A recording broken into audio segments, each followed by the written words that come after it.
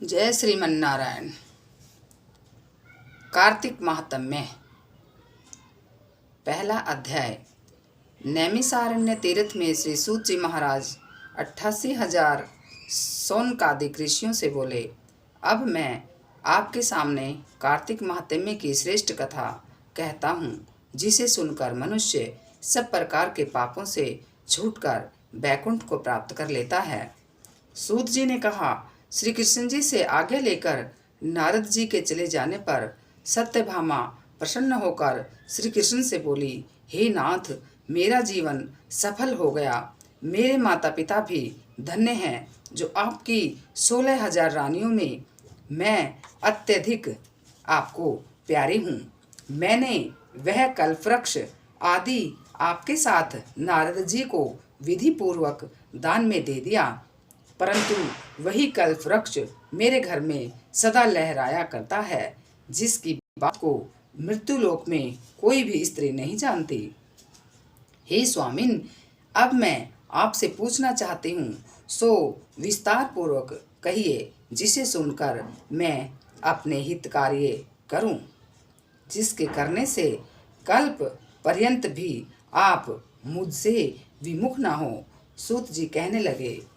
सत्यभामा के ऐसे वचनों को सुनकर श्री कृष्ण जी हंसते हुए सत्यभामा की बाह पकड़कर कल्प वृक्ष के नीचे गए और बोले, हे प्रिय, 16,000 स्त्रियों में से मुझे तुम प्राणियों के समान प्यारी हो।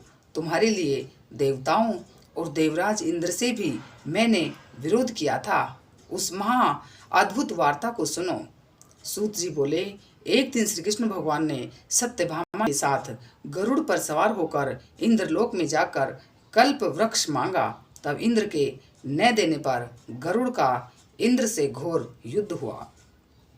हे प्रिय, जब तुम्हें हर चीज दे सकता हूँ, हर एक कार्य पूरा कर सकता हूँ, तो क्या तुम्हारे आश्चर्यजनक प्रश्न का उत्तर नहीं दूंगा? ये सुनकर सत्यभामा बोली, हे प्रभु, पूर्व जन्म में मेरा कैसा स्वभाव था, किसकी पुत्री थी, मैंने कौन से दान, व्रत या तप नहीं किए, जिससे मुझे मृत्युलोक में जन्म लेना पड़ा, और ऐसे कौन से शुभ कर्म किए कि यहाँ आकर आपकी अर्धांगिनी बनी और आप गरुड़ पे सवार होकर मुझे साथ ले आए। इंद्रादि देवताओं के साथ फिरते हो। तब भगवान बोले, हे कांते, तुम पूर्व जन्म में किसकी पुत्री थी? कौन से पुण्य और व्रत आदि तथा शुभ कार्य तुमने किए, वे सब कहता हूँ। पूर्व समय में सतयुग के अंत में मायापुरी में अत्रि गोत्र में वेदों और यज्ञों का जानने वाला देव शर्मा नाम का ब्राह्मण रहता था। वह रोज अतिथियों की सेवा, हवन और सूर्य की उपासना किया करता था, इसलिए सूर्य भगवान की तरह तेजस्वी था।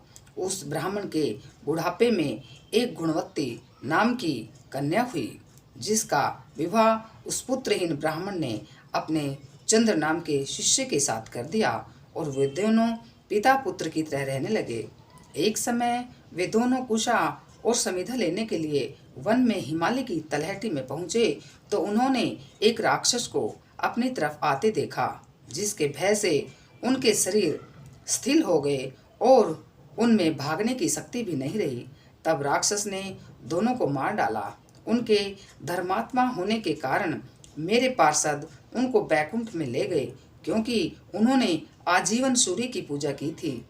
इसलिए मैं दोनों पर अति प्रसन्न हुआ। जब वे दोनों विमान पर चढ़े हुए सूर्य के समान तेजस्वी, रूपवान, चंदन और माला धारण किए हुए बैकुंठ में आए, तब मेरे पास दिव्य भोगों के भोग भोगने लगे। बोल नारायण भगवान की जय।